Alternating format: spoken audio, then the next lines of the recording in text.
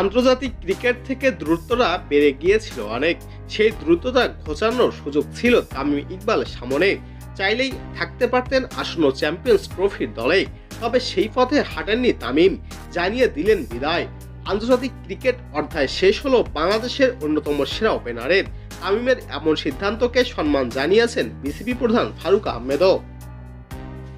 3 format মিলিয়ে 15,000-এরও বেশি রানের মালিক তামিমকে নিয়ে বিসিবি প্রধান একটি গণমাধ্যমে বলেন, আমি ব্যক্তিগতভাবে চেয়েছিলাম তামিম আরও কিছুদিন খেলুক, কিন্তু নিজের অবস্থান সম্পর্কে সেই সবচেয়ে ভালো জানে।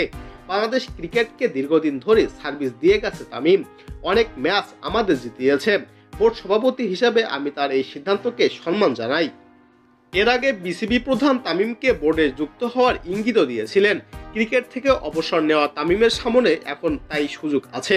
তবে তামিম আপাতত সে পথে হাঁটবেন কিনা সেটা অবশ্য নিশ্চিত নন।